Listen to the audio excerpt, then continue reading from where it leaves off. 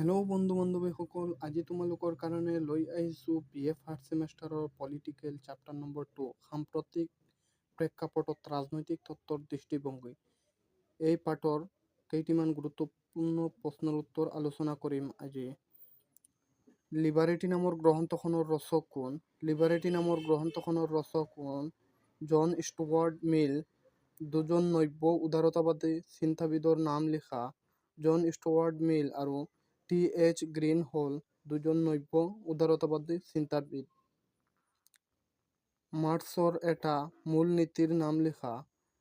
মাৰ্ক্সৰ এটা মূল নীতি হ'ল শ্ৰেণী সংগ্ৰাম।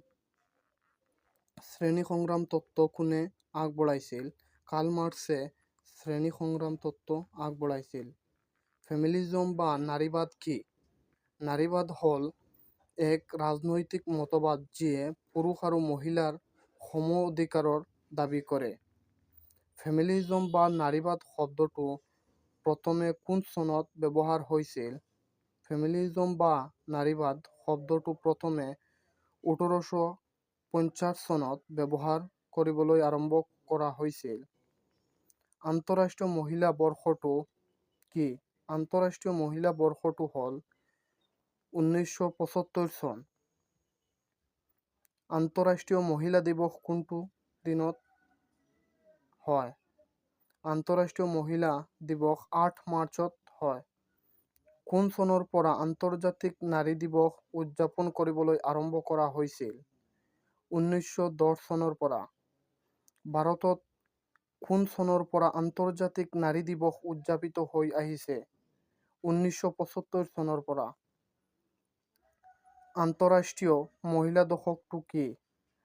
ৰাষ্ট্ৰসংঘই 1975 চনৰ পৰা 1985 চনলৈকে আন্তঃৰাষ্ট্ৰীয় মহিলা দিৱসৰ দশক বুলি ঘোষণা কৰে।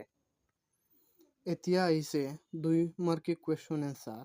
নাৰী মুক্তি বুলিলে কি বুজা? নাৰীক নাৰী হিচাপে জ্ঞান নকৰি মানুহ হিচাপে বা মানৱ সত্তা হিচাপে গ্ৰহণ কৰিব পৰা অৱস্থাটোৱেই নাৰী মুক্তি বুলি ক'ব পাৰি। অৰ্থাৎ এক কথাত নাৰী আৰু পুৰুষৰ সমতাৰ ধাৰণাই হ'ল নাৰী মুক্তি। 13 নম্বৰ কুৱেশ্যনটো চোৱা। নাৰী আন্দোলনত প্ৰথম অৱস্থাত কোনবোৰ আদৰ্শই প্ৰভাৱ পেলাইছিল? সেইবোৰ হ'ল মানৱীয়তা, সমতা, স্বাধীনতা আদি আদৰ্শই। উদাৰ নাৰীবাদৰ প্ৰবক্তাসকলে কিহৰ ওপৰত অধিক গুৰুত্ব আগবঢ়াইছিল?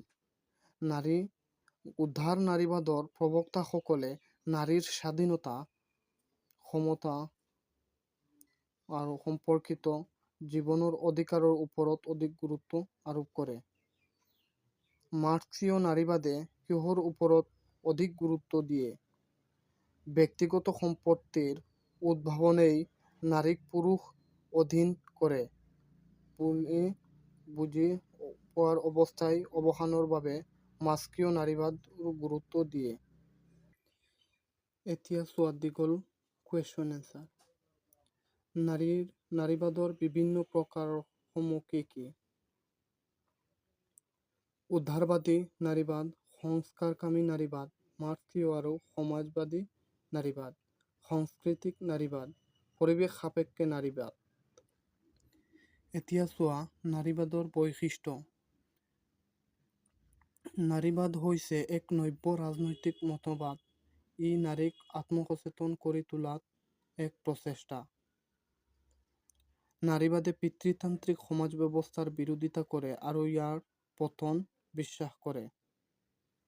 নাৰীবাদে জৈৱিক লিংগ আৰু সামাজিক লিংগ ধাৰণাক ভিন্ন আৰু পৃথক জ্ঞান কৰে। এক নব্য সামাজিক আন্দোলন হিচাপে নাৰীবাদ পৰিৱৰ্তনত বিশ্বাসী। ই প্ৰচলিত বৈষম্য সৃষ্টিকাৰী ব্যৱস্থাৰ আমূল পৰিৱৰ্তন সাধন কৰিব বিচাৰে।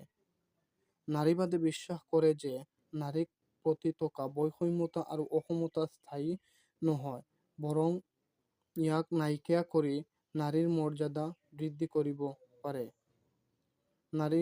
নাৰীবাদী মতদৰ্শনৰ বিভিন্ন প্ৰকাৰ যেনে উদাৰতাবাদী নাৰীবাদী আৰু মাৰ্ক্সীয় নাৰীবাদী, সামাজিক নাৰীবাদী আদি দেখা যায়।